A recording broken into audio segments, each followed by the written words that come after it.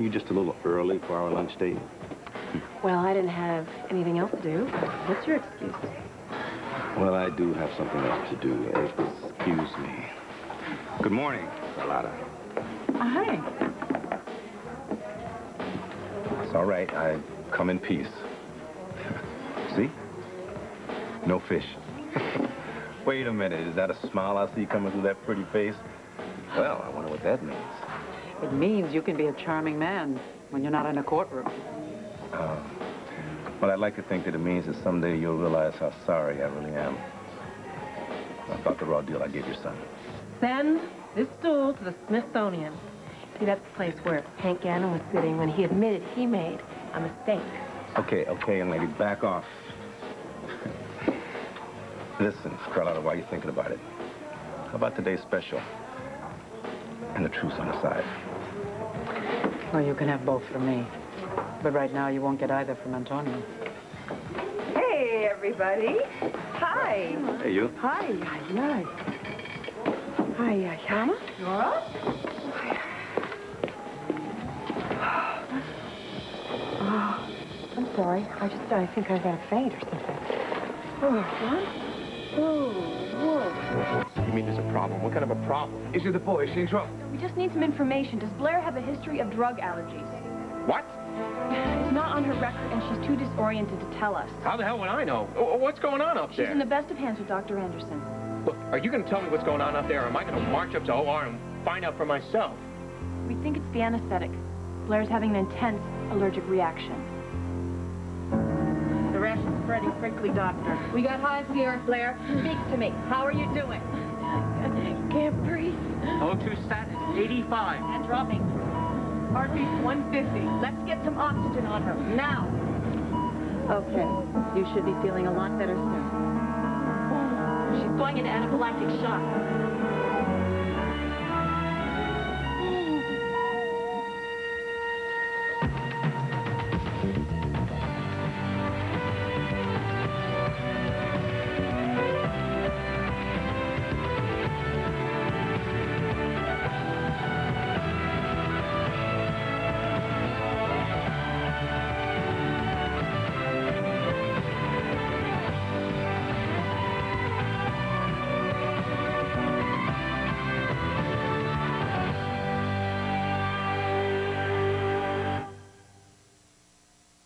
What about my son? Is he in danger? Shut up about your damn son. Tell me what's going on with Dr. Anderson is on top of the situation, but anything you can tell us about her allergy history would help. How the hell would I know? What? Call Dorian, whatever the hell. Well, this is your luck of the Irish. You can keep it. I'm not here to argue with you. I'm here to help Blair. Yeah, you want to help us, you get lost. You're a walking disaster for everybody you come near. Marty, Blair, Star, me. Is that an order of importance? No. Yeah. The only thing you care about is your little boy. You don't care about Blair. You don't care about Star. You don't give a damn about Star. You don't care about anyone but yourself. She's not. When did she leave? All right, thank you. Dorian left to the office about an hour ago. She didn't tell anyone where she was going. Fine, then. Forget that. You tell me what you people are doing about Blair. We are doing everything. Everything we can. Diphenhydramine, 25 milligrams IV. Stat! O2 stat is 83. Give her Epi.3 sub-Q, push Solumedrol, 125 IV now. Stat! Okay. Mom should be responding shortly. Harris, I want you riding shotgun on the fetal monitor while we finish off the procedure.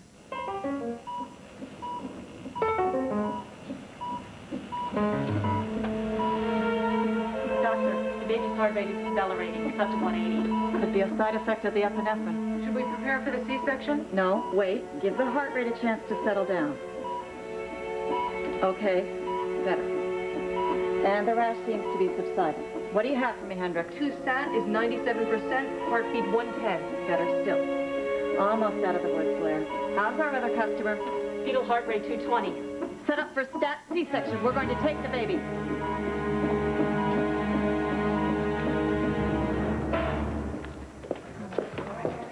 Hey, are you okay? Oh, yeah, I'm absolutely wonderful. If I could learn to walk in this position, everything would be just perfect. Well, what happened? I'm not exactly sure. I just know that the top of my head started to blow off, and then the room started doing the mashed potato.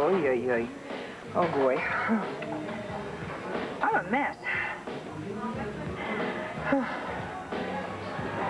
baby, it can't be that. No, hello. Hello here. It's not a tumor, okay? I know from tumor this is not a tumor. Carlotta, how in the world do you keep these floors so clean? One son and two mops. One mop and two sons. Well, either way. Oh, Mama, here. How's that? Yeah, that's good. That is great.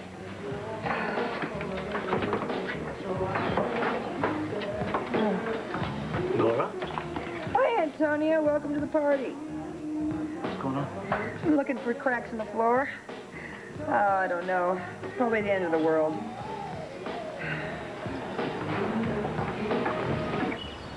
I always knew the two of you would be standing here someday. And I hoped I'd be alive to see it when you did. When I heard you'd gone off to solve the riddle of Eleanor's death, I hoped and prayed my wish would be granted. You've been waiting for this moment, too? Oh, yes. For how long? For most of your lives. Now that it's here, it frightens me a little. Why? Because after so many years, it's easier to judge what people did and to try to understand it. I promise you, whatever we hear today, we'll listen to with an open heart and open mind. This envelope is addressed to my children. Whose children? I mean, what does this mean? Before I answer that, I want to tell you a story. Hold! The fetal monitor is dropping. We've got 180 again. 160. Okay, 140, normal. Those wishing to breathe may do so now. Blair. Can you hear me? You're fine now. So's the baby. Everything is all right. Thank you.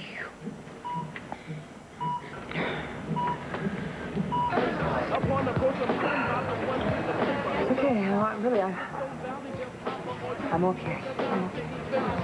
Oh, sweetheart. It's fine. It really is. I'm feeling so much better. I think it's gone off to find another victim. I really do. No, you have to see a doctor. Oh, tell me about it. Mama, please. You're going to see a doctor when you get to the office. No excuses. I promise. I swear to you on Carlotta's flan, I will see a doctor. Speaking of which, that's why I came down here, because we have to get the ball rolling on both surprise parties. Yeah. You know, I've got some CDs that I brought from the car. Oh, Antonio, do you mind? I've got some CDs under the front seat.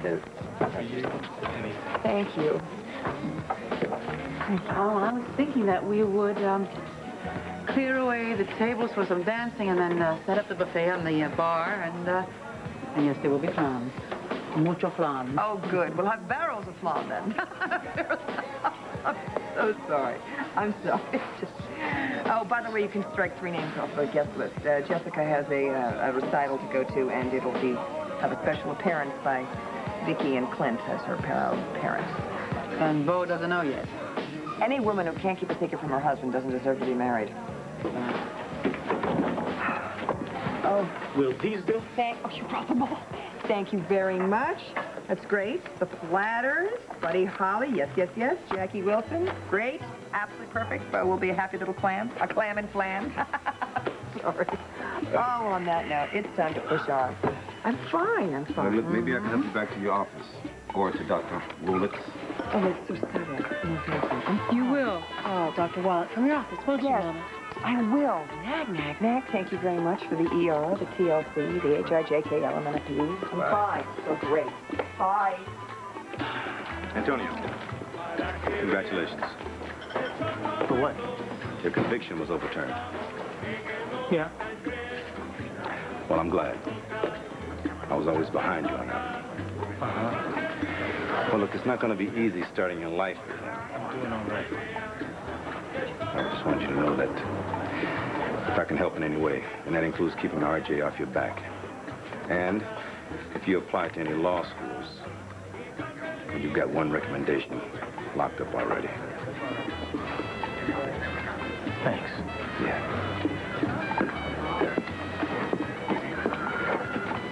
More orders coming right up. All of it. Thank you, Carlotta. Carlotta, can I have the Oltl come for you, please? Sure.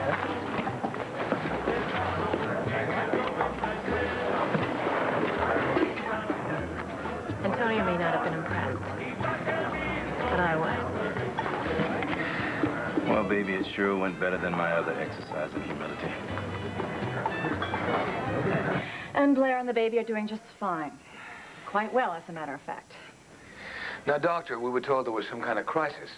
Oh, we did have a hairy moment or two there, yes. Blair had a massive allergic reaction to the anesthetic. Not always easy to foresee. You sure didn't see it coming. But we got it under control pretty quickly, and I'm happy to tell you that the test was successful. Great. What happens next? We send a blood sample to the lab for serologic HLA testing. You want to tell me what that means? Yes, we're looking to see if the baby's in the ballpark, match-wise. Star's ballpark. And when do we get those results? Tomorrow morning at the latest. Of course, that's just the first step.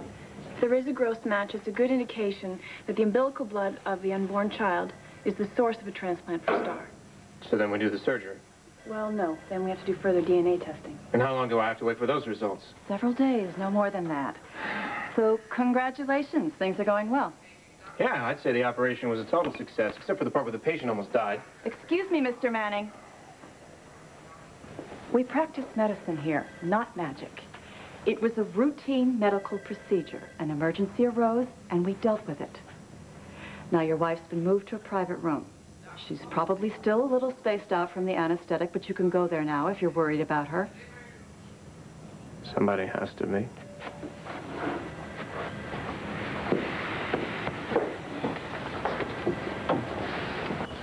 Some time ago, in this city, a great family fell on hard times.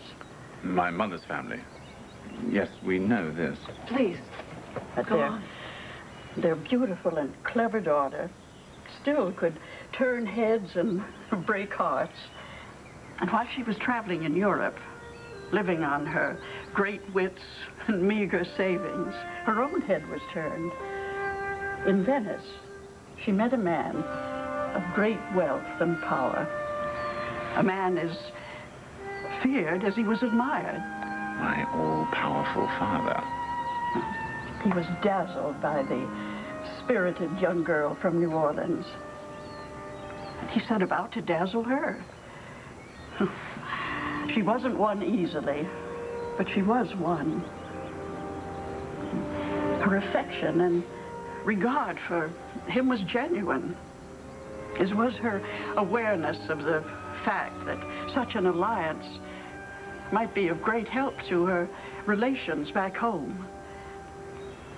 It wasn't love, but it wasn't hard to convince herself otherwise once he proposed marriage. And she accepted. Yes.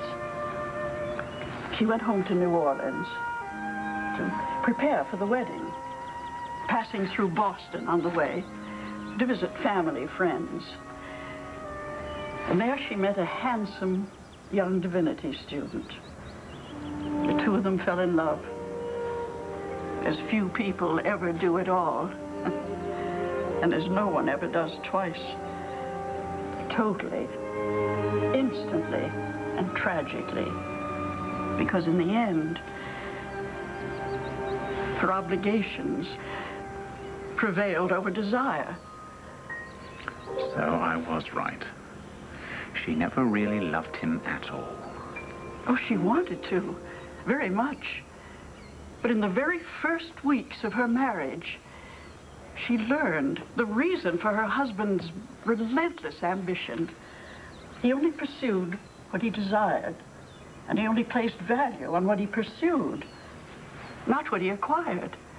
Once they were married, he became domineering and distant, and he traveled constantly.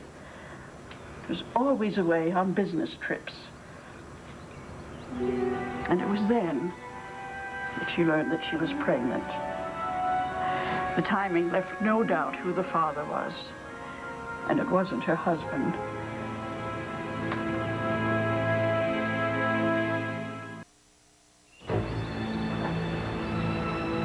She resolved to tell no one, but that became impossible the night that her Boston flame appeared at her doorstep, still every bit as much in love as he'd been the day that they parted.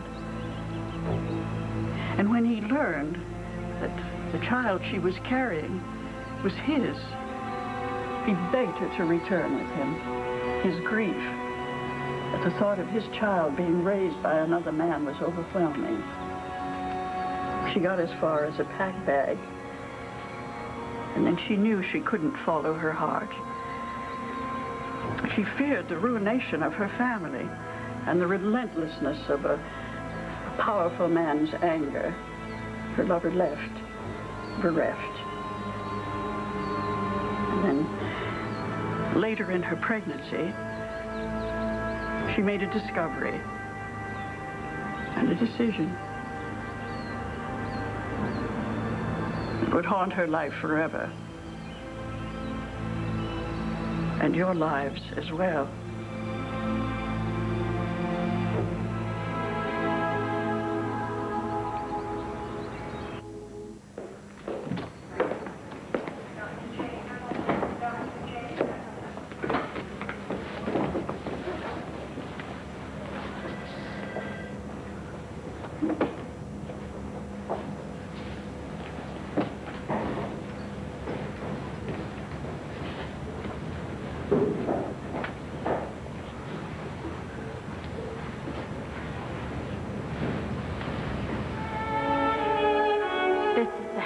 Day of my life. I know everybody always says that, Todd. It's true. Me too.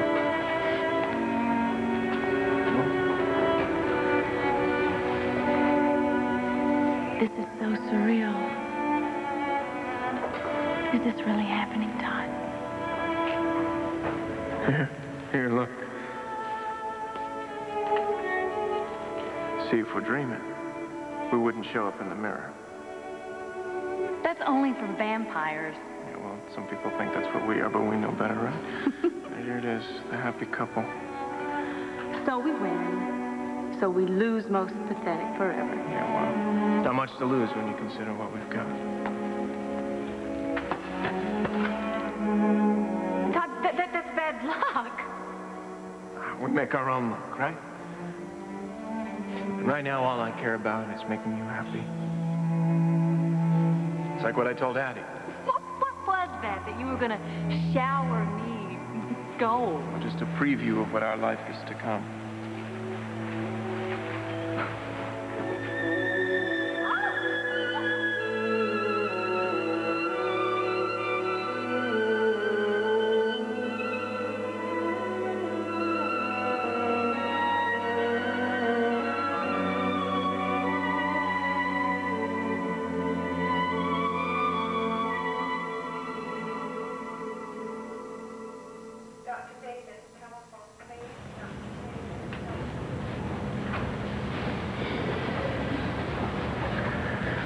That's what you call a routine medical procedure, huh?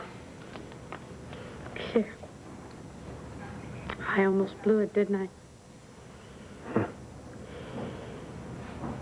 Good thing it wasn't major surgery. Things could have gotten really screwed up.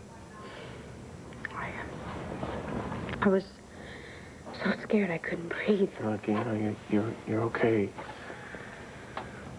And the test is okay. They'll have the results tomorrow. Nothing to worry about. Right.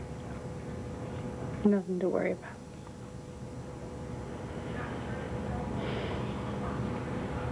You better get some sleep. Yeah. I think I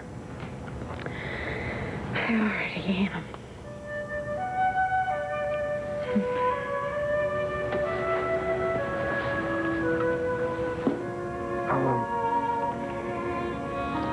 I'll just sit here, you know. Hang out.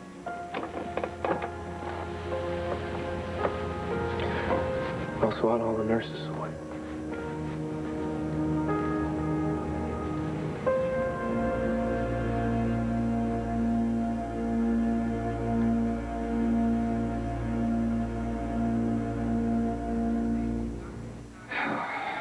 When will it end? When will it bloody end? Am I going to be tied to that man for the rest of my life? Welcome to the club.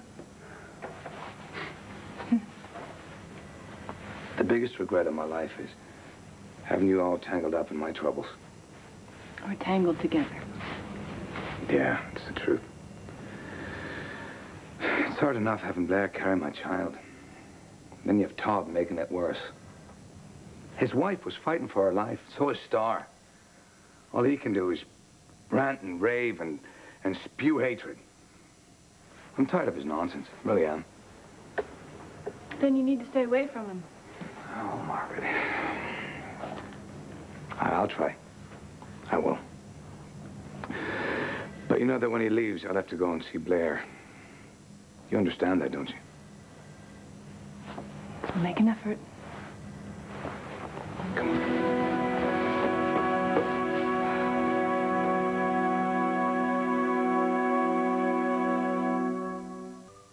You made an effort. But I got nowhere. Daddy, if Uncle RJ didn't respond, that's not your fault. I would have been better off talking to myself. I would have got a lot less lip. You and Uncle RJ didn't drift this far apart overnight. Family this dysfunctional, it's years of hard work. Yeah, with me it's work. With RJ, it's a gift. Now, you can't cover all that ground all at once. Well, I'd settle not to lose any yardage. How do you know that you did? Because RJ has said it enough. You know, I gotta give it to him. He says what he feels. Well, he says what he thinks he feels. That is not... All right, here we go. Rock and roll. Look, Daddy, okay, I know how you feel about my psychology No, classes. it's okay, really... baby. It's all right. I mean, I'm paying for the classes. I'd like to hear the sound of my money. Well, this is one lesson that I had to learn the hard way. When I was smoking and snorting my life away, I thought that I hated you and Mom for begging me to come back to the world. But when I was in recovery, my counselors made me realize how much your efforts must have meant to me, even at my worst. Really? I thought I wasn't getting through. Well, what you were saying wasn't getting through, but something else was. You loved me. You cared whether I lived or died. When I didn't care myself. And I'll bet that you got through to Uncle RJ more than he'll ever admit, just by showing up. Maybe.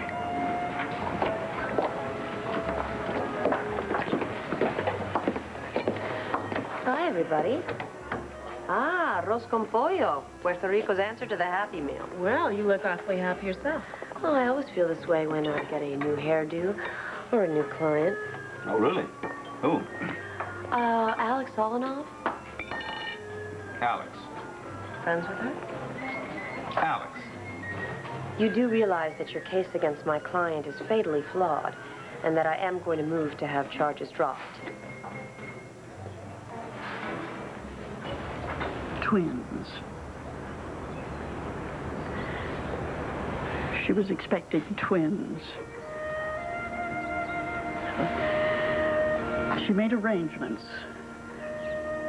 There were to be only 2 witnesses, her doctor and you? Yes. The babies were born in the spring. The mother held them for an afternoon, one in each arm. The boy she kept, because she knew it would please her husband to have a male heir and maybe even coax a little love from his heart. But the girl, she sent to Boston. Forever? Yes. Why? Because she wanted her daughter to live the life she could only dream of in the home of the first and last man she ever loved. She knew that someday somehow her two children would meet again as adults and return to this garden. And that's why she wrote the letter. To explain why she did what she did. For the two people who were all that remained of her and the one great love of her life.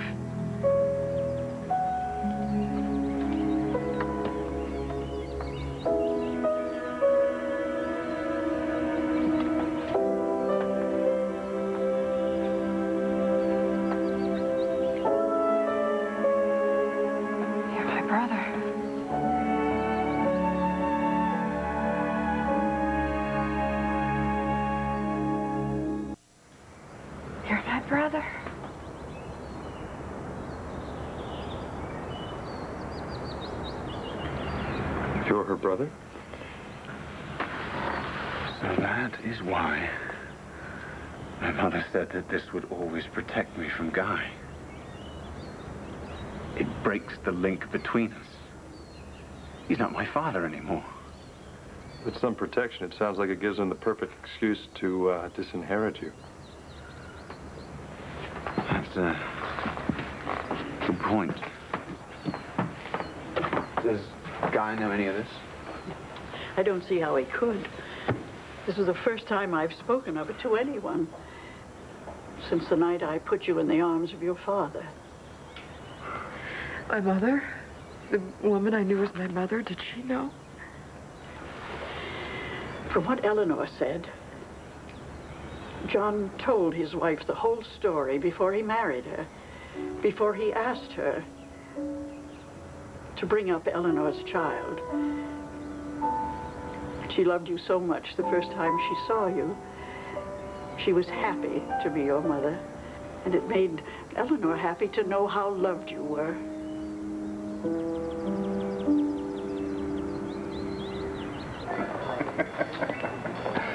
Alex doesn't need a lawyer to get out of jail.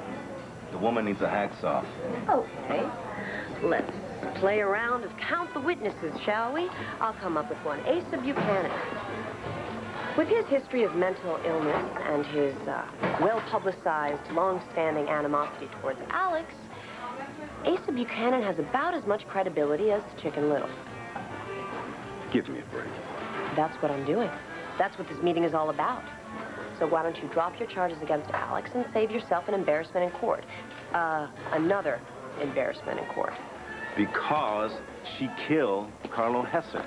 Now, I know that doesn't matter to the defense attorney, but in my office, well, we take that pretty seriously. And then, she kidnapped Detective Harrison, witnessed by the commissioner of police, the entire SWAT team, and Andy Harrison herself. We don't deny that. Smart move. My client was under tremendous strain, wrongly accused for a murder she didn't commit, and she made some bad choices. I learned a lesson in humility. Perhaps it's time you had yours. See you in court.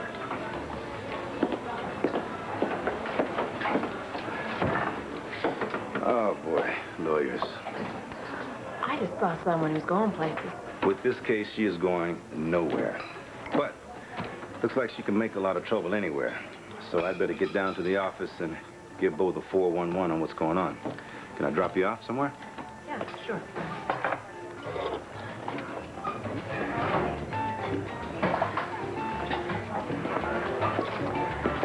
Carlotta, it was a great meal. It's hard to believe that something that good is actually legal.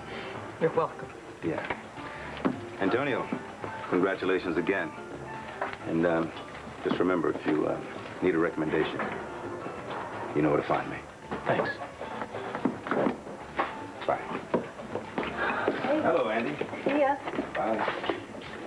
So, what kind of offer was that? Oh, law school recommendations and stuff like that. That's great. See, I told you he was sorry. Yeah, maybe he's just a little worried that I might sue the city on charges of false arrest. Do you think he will? I don't know, but I could sure use the tuition money. Come on. It's got to be a better way for you to raise the money. You deserve every penny that's coming to you after all you've been through, huh? Yeah, well, the only problem with that is I'd have to go back to that court and relive the last year all over again. And I was kind of hoping that the next time I stand in front of a judge, he calls me Counselor Vega. Although I do enjoy keeping Hank on hot. Counselor Vega. I think it sounds great.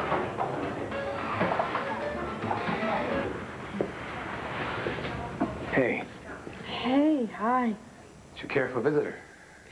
Sure, come on in. Thanks for coming. Thanks for coming through. And the baby. Well, I didn't have much of an alternative.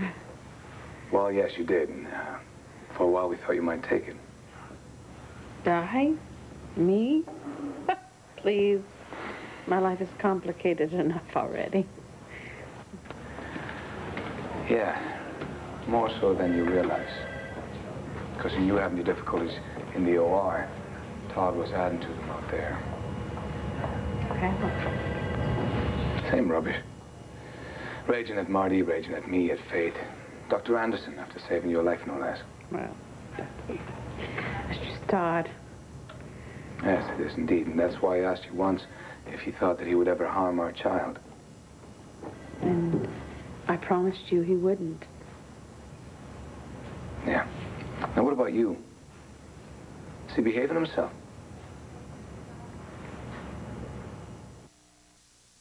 I like being fussed over. It's the best thing about being in the hospital.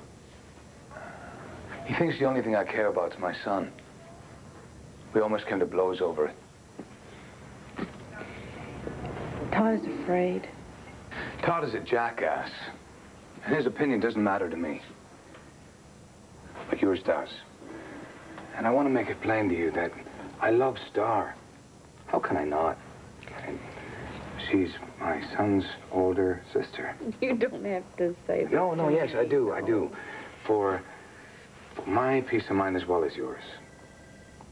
Because I want Star to guide my son through his childhood, you know, to teach him how to eat an ice cream cone and to hide under a blanket.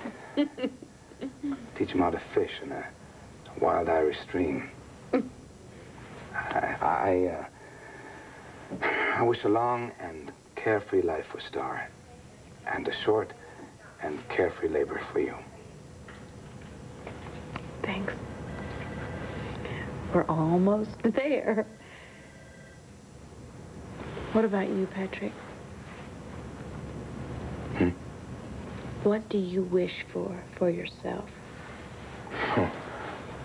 What do I wish for? Let's see. I wish that Margaret could hold on to her happiness through these days of trouble, and that I could hold on to my dignity. But I do know that Margaret and I will be together in the end, because she is and always will be the most important thing in my life.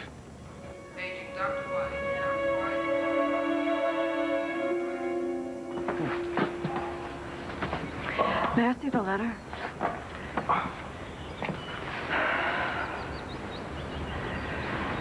I think we're all ready to hear this, aren't we?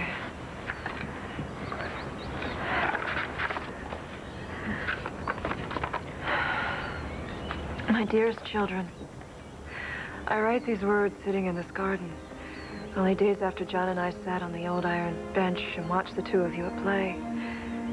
You're too young now to understand what a special day it was. And so it will soon disappear behind 1,000 other childhood memories. And for your own safety and happiness, perhaps it is best that it does. And so I leave you my memories of what was probably the last time all four of us can be together. Because the time may come when it matters to you as much as it matters to me. Maggie, it was such a pleasure to see you so full of the joy I once had. Letting you leave again was the hardest thing I've ever done. Harder than parting with you the first time. when you were just an infant. What a relief to see how wonderfully you are being raised by John and your mother. It will be easier to live apart from you now, knowing that you are thriving in your father's care.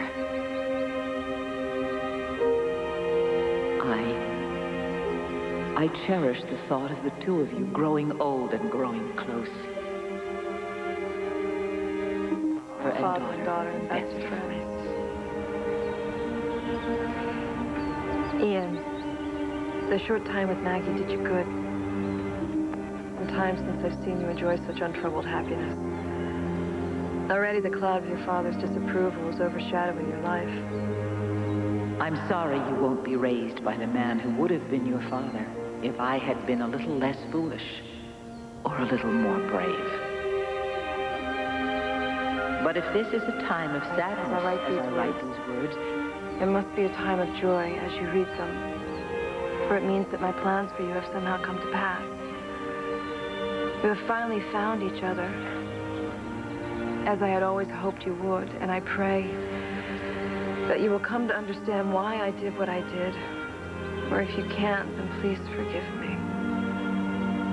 I was trying my best to make amends for the greatest sin of my life, turning away from love. With this letter, I give you the chance not to repeat my mistake. Love each other and carry my love with you, always.